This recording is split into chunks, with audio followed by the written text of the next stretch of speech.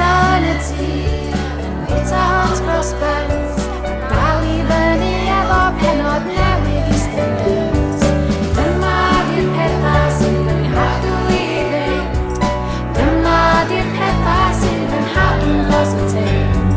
Dyma di'r pethau sydd yn hadw I fynd, dyma di'r pethau sydd yn hadw positif.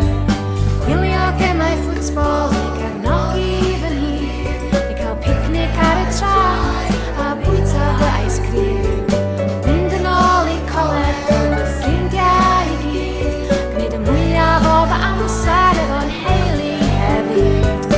Dyma di'r pethau sydd yn hadw I fynd, dyma di'r pethau sydd yn hadw'n positif.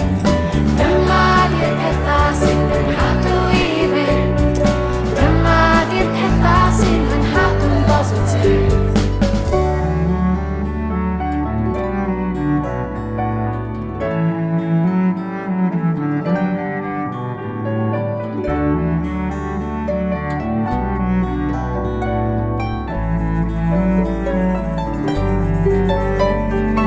Dyma di'r pethau sydd yn hadw I fynd, dyma di'r pethau sydd yn hadw'n positif.